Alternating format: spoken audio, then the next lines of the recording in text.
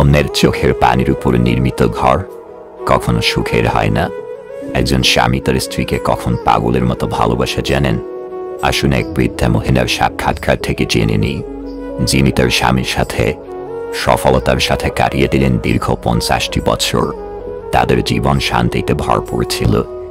ঝগড়া তো দূরের কথা, দাম্পত্য জীবনে কখনো কথা কাটাকাটি পর্যন্ত হয়নি।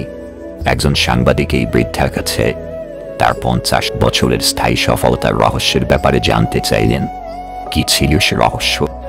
মজার মজার খাবার বানানো, দৈহিক সৌন্দর্য, বেশি সন্তান জন্ম দেয়া, নাকি অন্য কিছু? বৃদ্ধা বললেন, দাম্পত্য জীবনের সুখ শান্তি প্রথমত আল্লাহর ইচ্ছা, এরপর স্ত্রীর হাতেই। একজন স্ত্রী চাইলে তার ঘরটাকে জান্নাতের টুকরো বানাতে পারেন, আবার চাইলে এটাকে জাহান্নামেও পরিণত করতে পারেন। কিভাবে? অর্থ দিয়ে?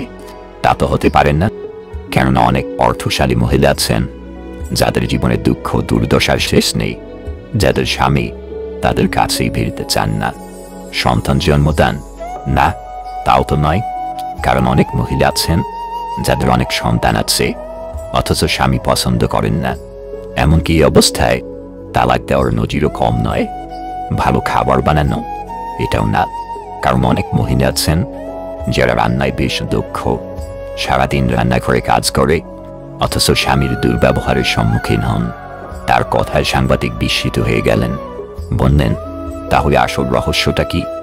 বৃদ্ধা বললেন, যখনই আমার স্বামী রেগে গিয়ে আমাকে বকাবকি করতেন, আমি অত্যন্ত সম্মান দেখিয়ে নীরবতা পালন করতাম এবং অনুতপ্ত হয়ে মাথা দুলিয়ে তার প্রতিটা কথায় সায় দিতাম।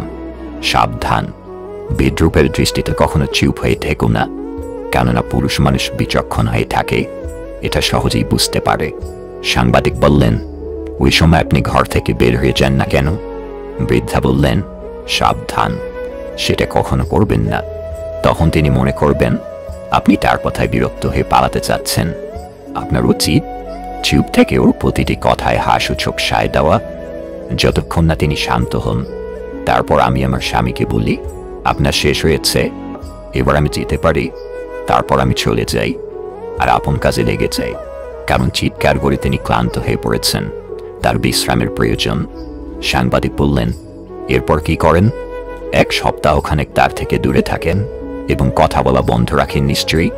বৃদ্ধা বললেন, সাবধান, এ ধরনের বদভ্যাস থেকে দূরে থাকুন, যা দুধারী তরবারির চেয়েও মারাত্মক। স্বামী যখন আপনার সাথে আপোষ করতে চান, তখন যদি আপনি তার কাছে না যান, তখন তিনি একা থাকতে অভ্যস্ত হয়ে যাবেন। কখনো কখনো এই অবস্থায় তাকে প্রচণ্ড জেদের দিকে ঠেলে দেবে।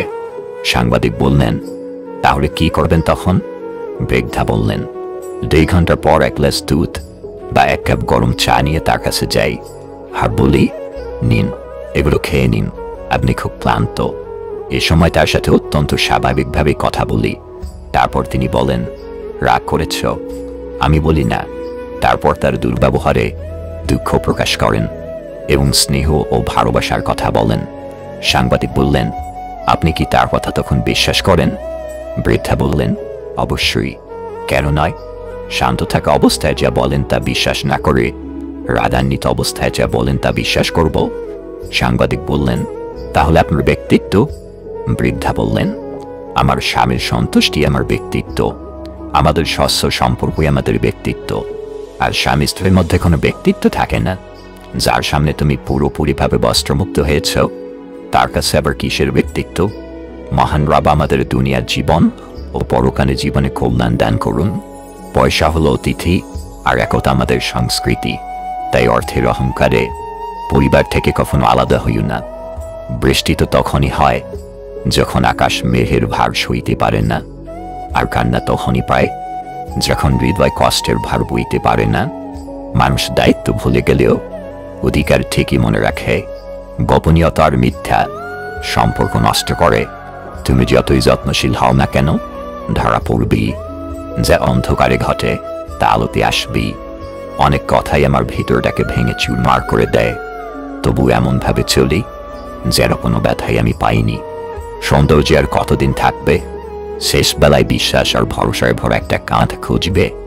নতুন নতুন সব জিনিসই মন কাড়ে, পুরনো হলে অবহেলা বাড়ে। তবে বন্ধুত্বের ক্ষেত্রে আসলে পুরাতনের কাছে নতুন হারে। একটা ডিভোর্স হয়তো মা বাবার জীবনের শত সমস্যা মেটায়, কিন্তু একটা ডিভোর্স একটি শিশুর জীবনে হাজারো সমস্যা সৃষ্টি করে। পৃথিবীতে দুটি মানুষের বন্ধুর সংখ্যা সবচেয়ে কম, সত্যবাদীর ও প্রতিবাদীর। অর্ধেক সময় পেরিয়ে গেল জীবনটাকে বুঝতে বুঝতে, আর এখন বাকিটা সময় কেটে যাচ্ছে বাস্তবতার সাথে লড়তে লড়তে। বিবেকের বিরুদ্ধে কখনো কিছু পড়ো না, এমনকি পরিস্থিতি চাপ দিলেও না।